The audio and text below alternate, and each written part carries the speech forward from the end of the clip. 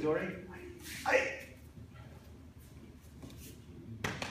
The second attack from here.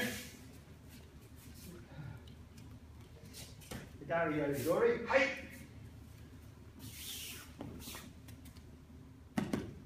And then the third attack is done from over here. And this is Migi-eri-dori.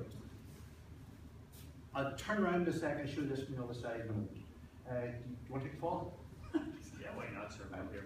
There's an easy version, a hard version. I'll show you the hard version first, and then you can do the easy version. You'll see why I'm. Hey!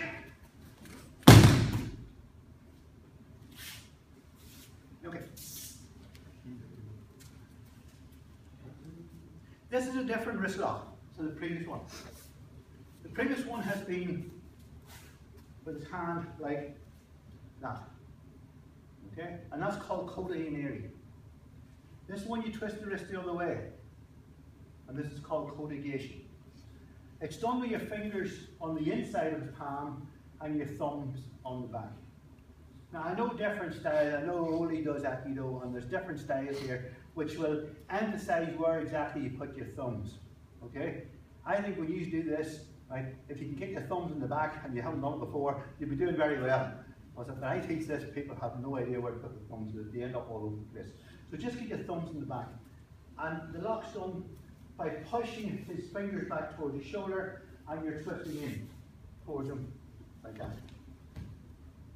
In reality, if you do that fast, you're going to dislocate his wrist or dislocate his elbow. Right? So in demonstration, he does that nice little jump, right? That looks good. But in reality, his wrist's probably just going to collapse and he's going to be in pain. If you want to do the jump, by all means, don't let me stop you. Okay? For demonstration, you have to do it. For contest, you have to do it. You lose marks. For a grading demonstration, you're going to lose some marks, but it's not all that important. It's more important that you know how to do the lock. Because if in a situation, in a real situation, it's not going to happen that way. It's going to happen when you put the lock on and it's just going to crawl on the ground again. Right? It's just going to go there. That's more likely what's going to happen. Okay, so we'll let you do it that way unless you really want to take the big fall. Okay. Just do it this side for a moment. Okay. So he's gripping, he's cross gripping on the right lapel this time. The last time was the left lapel. It was Migi-eri-dori. This is Migi-eri-dori. He steps back and he pulls. Okay, that's what he's doing. Now again, if I stand there and try and resist, if he's stronger than me, I pull ahead, I'm going to lose my balance. So as soon as he pulls, I step. Okay? And that nullifies his pull, if you like. He's lost the advantage of trying to pull me off balance. Again, if I want to lock him, I'm going to have to do some sort of distraction.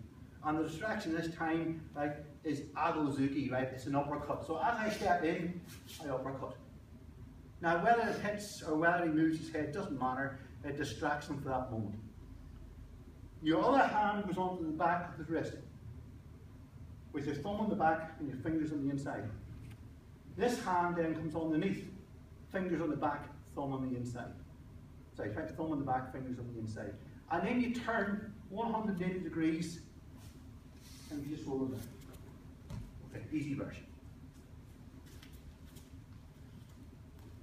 So, lapel grip, pulls, aye!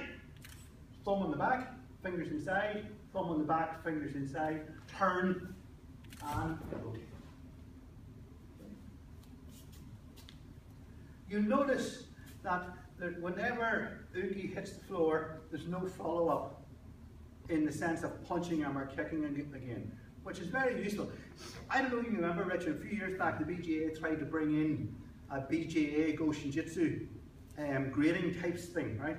And one of the things they left out of it, they said they were going to do was what they call finishes, right? Which is when the person hit the floor, you finish them off. Now, I always thought at the time that was legally ill-advised, because once he hits the floor, he's no longer a threat. And if you attack him when he's on the floor, then you become the aggressor. And there could be a legal case to answer there. So be very careful. Of course, if he's still got a knife in his hand or a gun in his hand when he hits the floor, then you still have to do something about it. But in this case, you don't. Okay, so he pulls, aye! thumb on the back, thumb on the back. As you turn, now I know what you probably do when you're doing this, you let go. For proper demonstration of this, you know, for a competition or whatever, he still holds on, okay? And you're turning his wrist. Right. Don't lose your own balance, that's very important. One last time. This is Kōdōkan as a counter to Migi-eri-dori. Hey! You can do it as gentle or as dynamic as you prefer. Arigato.